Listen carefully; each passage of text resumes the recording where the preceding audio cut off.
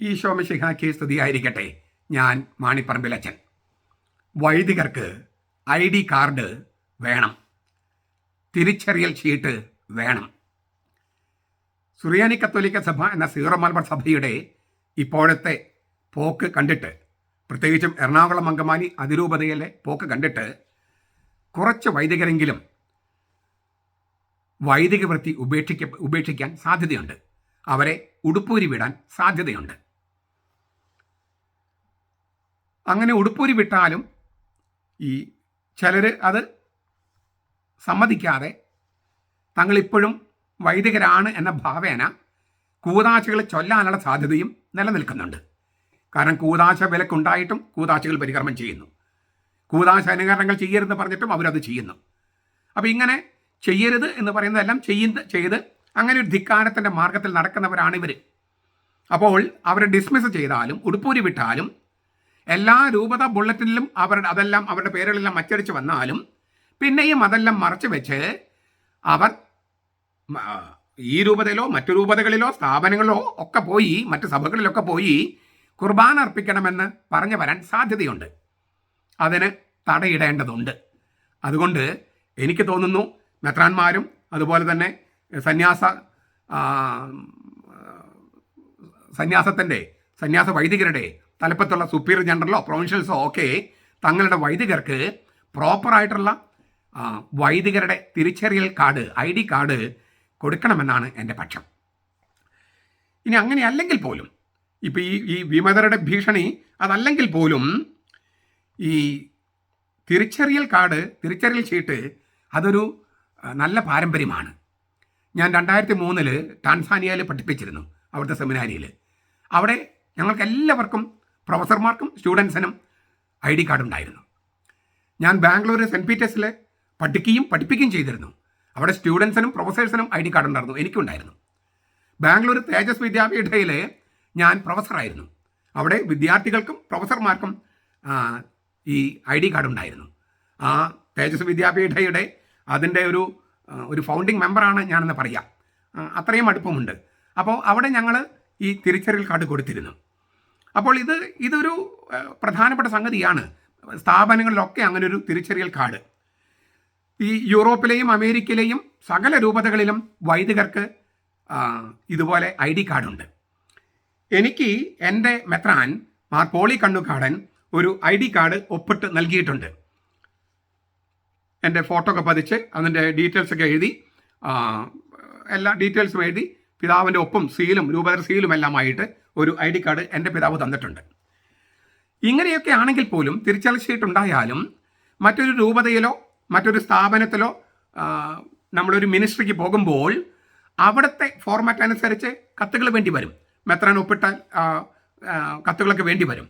ഇതൊരു ഇനീഷ്യൽ, നമ്മളൊരു വൈദികനാണ് എന്ന് കാണിക്കാനുള്ള ഒരു ഡോക്യുമെൻറ്റും, നമുക്കൊരു സെൻസർ ഇല്ല, നമ്മൾക്ക് ഒരു വിലക്കില്ല എന്ന് ഒക്കെ കാണിക്കാനുള്ളതാണ്.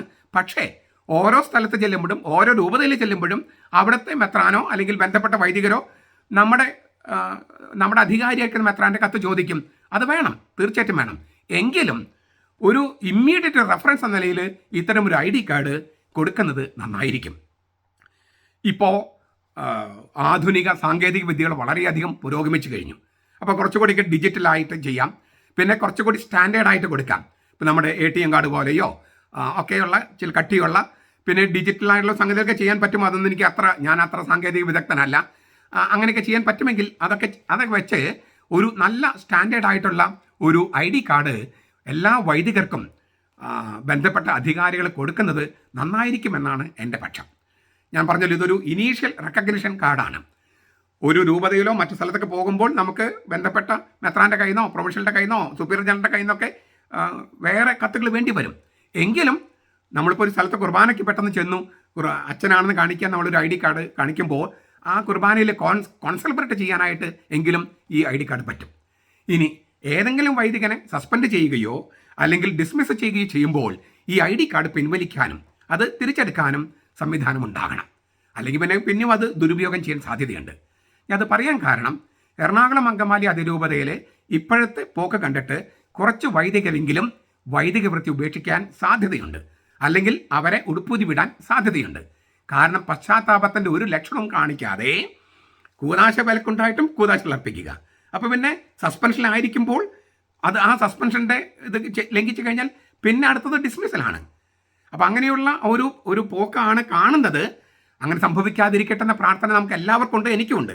എങ്കിലും അങ്ങനെ കാണുന്നത് കൊണ്ടും പിന്നെ അതല്ലെങ്കിൽ പോലും നമുക്കൊരു തിരിച്ചറിയൽ കാർഡ്, അതും സ്റ്റാൻഡേർഡ് ആയിട്ടുള്ളൊരു തിരിച്ചറിയൽ കാർഡ് വളരെ നല്ലതാണ്. അത് ഇന്ത്യയിൽ പല രൂപതകളും കാണുമായിരിക്കാം. ഞാൻ പറഞ്ഞല്ലോ, ഞാൻ വർക്ക് ചെയ്ത പല സ്ഥലത്തുണ്ടായിരുന്നു. 2003 ആണ് ഞാൻ ടാൻസാനിയയിൽ പഠിപ്പിച്ചിരുന്നത്.